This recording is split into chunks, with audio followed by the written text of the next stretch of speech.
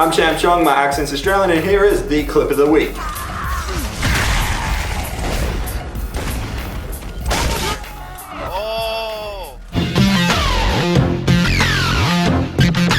G'day guys, welcome to the show. If you've got an awesome funny clip from any game that you've played, you can post it as a video response down below and it could be the clip of the week. And also, if you enjoyed today's show, please click that thumbs up button and give it some love. Anyway, let's get right into the first order of business, which is this 1500 Microsoft point card I'm giving away to you guys. As you know, I'm giving it away on Tuesday's video, which is in a few days' time, which basically makes it a week-long thing. So if you haven't entered, or you already have and you want to improve your chances of winning the point card, all you have to do is answer the Gorilla Man question and favorite this video. So answer the question and favorite this video. But now let's get right into the first bit of news, which is Modern Warfare 3. Now this is just a small update, but also kind of a big one at the same time. During the week, the CEO of Activision made some big statements about the online functionality of their next big release. Obviously, Activision only has one big online game release each year, and that's Call of Duty. This leads me to speculate that they have greatly improved the online multiplayer for their series. Or they're just saying this so that everyone buys another Call of Duty game, which we do every year, and then they sit back with their Cuban cigars on a private resort island. But anyway, we only have two choices really. Modern Warfare 3 could be the best online shooter of all time, or it could just be another Call of Duty and they just trick us into buying it, and if it sucks, well, that just sucks, just like the sad news. Sad news!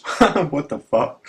I'm sorry to tell all the PlayStation 3 owners out there that when the PlayStation Network does come back online, it's just not going to be the same thing again. Now the reason I'm saying this is that the number of PlayStation 3 consoles being traded in is on the rise rapidly. So if a ton of people do trade in their PS3s, the network, when it does go back up, will be just like the Gibson Desert. Basically what I'm talking about is that the increase of trade-ins didn't happen in the first week of the outage of PSN, but now they're going up incredibly. The PS3 users all around the world have either been asking for cash trade-ins or trade-ins for an Xbox 360 console. A lot of the gamers who have traded in for cash have all said the same thing. We have to pay the bills and stuff, and that kind of just seems like a really big coincidence, doesn't it? It's just really weird that everyone needs to pay bills when the network is out, you get it? Now what this all means is that there's been a 200% increase in trade-ins for the month of May, which is crazy. The stores that are getting all these trade-ins, like your EB Games or your Game Traders or something like that, are all saying it's kind of odd that they're getting so many trade-ins and they're not even selling many consoles. I don't really care in helping out Sony since it's their problem and none of my business, and well, if you have a PS3, I'm just telling you, please don't trade it in. Now the reason I'm telling you this is that you won't get much trade-in value or even cash for your console because the retailers know how much it's worth now since so many are being traded in and the value goes down. Plus, when the PSN comes back online, the console's worth is going to go back up and then you're going to have to buy it back and you're going to lose money in the end. So for now, just use it as a Blu-ray player. You can borrow some movies off me if you want, I don't know, whatever. But seriously, sit tight for now and hopefully PSN does return later this month. And if it doesn't return, all I've got to say is Sony, you screwed up big time. You've lost a big party audience, and since I'm saying big, well, it's the big news. Big news! With just a week left until release, the reviews are coming in for LA Noire. Now the question is it any good? I'm going to answer that question on behalf of all the reviews already coming in. 9.5 anyone? Yep, it's true. The reviews are really good for this game, and well, it looks like the game even might contend for Game of the Year. But it's a really tough year to compete in the Game of the Year market because there's so many games coming out for the PlayStation 3 and Xbox 360 that look really, really good, but LA Noire looks really good too. I have to warn you, there's a question mark above this game. On one hand, you've got this great looking game with a promising story, and on the other hand, you've got this cop game made by Rockstar. As most of you guys know, Rockstar produces the GTA games, you know, Grand Theft Auto,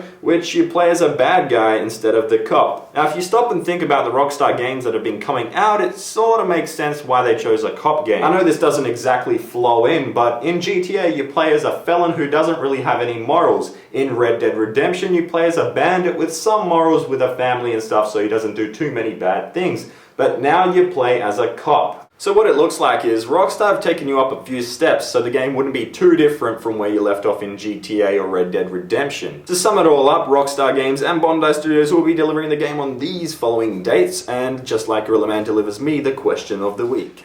Thanks, Gorilla Man. Okay, guys, Gorilla Man wants to know, if you could trade in your console for anything in the world, what would you trade it in for? So get creative with your answers and put them in the comments below, and they could be on Tuesday's show. Anyway, that's it for now. Remember to favorite and thumb up this video, because I'm ChampChong, my accent's Australian, and here are the answers to Gorilla Man's previous question.